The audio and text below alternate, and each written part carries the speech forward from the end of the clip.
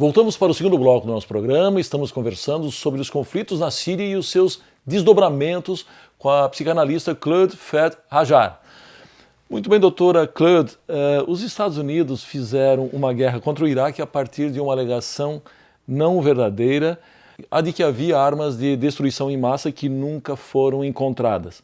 A pergunta: existe alguma semelhança entre a invasão do Iraque e o que se pretendeu na Síria, que por enquanto parece neutralizado por conta do processo já iniciado de destruição do arsenal químico sírio?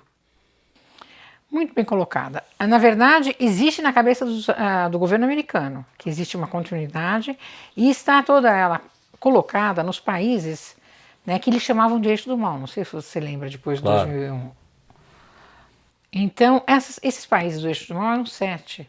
Era Síria, Irã, Iraque, Líbia, Sudão, Coreia do Norte e mais um que eu não lembro agora.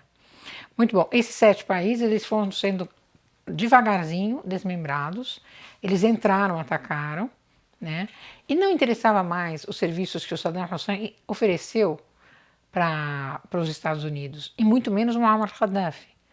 Eles não eram interessantes mais e já acabou. Como eles queriam entrar com o Africom e a porta de entrada seria a Líbia, e a Líbia estava dando uma guarida e um fortalecimento e treinamento para as tribos e berberes da África, não interessava para os Estados Unidos ter grudado nele um cara como Gaddafi, que estava pensando longe no Africom. Não tenho grande simpatia pela forma do Gaddafi. É a forma, não o conteúdo. Ele não sabia, na verdade, fazer marketing. Os filhos vieram com essa ideia de fazer marketing.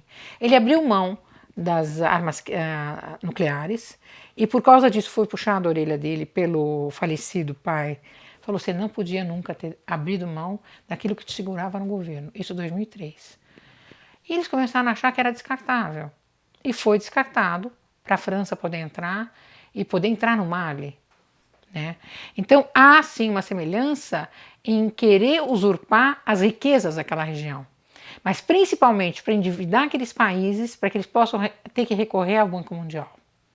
Muito bem, uma das justificativas para a intervenção na Síria é a crise humanitária vivida pelo país, com os milhares de mortos em combate e as legiões de habitantes que buscam abrigo em outros países, inclusive a senhora já mencionou esse aspecto. Bom, segundo a ONU, o conflito humanitário na Síria é a pior tragédia do século XXI.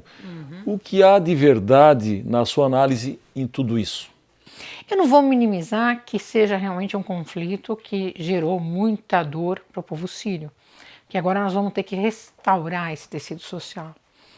Né? Mas eu posso te garantir, né, de que os refugiados eles aumentam de número na mesma proporção que a ONU cede por cabeça, por pessoa, que é dita como refugiada.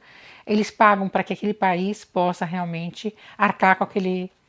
Então, no Líbano tem, na Jordânia tem, principalmente na Turquia tem, sendo que a Síria, com a guerra do Iraque, ela acolheu quase 2 milhões de iraquianos e nunca recorreu à ONU para pedir nenhum tipo de ajuda. O povo sírio acolheu os libaneses do Hezbollah e outros, e acolheu os iraquianos. Isso em 2006, na guerra de 2006, e acolheu com a guerra do Iraque. E talvez parte desses problemas seja exatamente essa questão, porque as cidades sírias ficaram superlotadas, e lógico, a mão de obra também.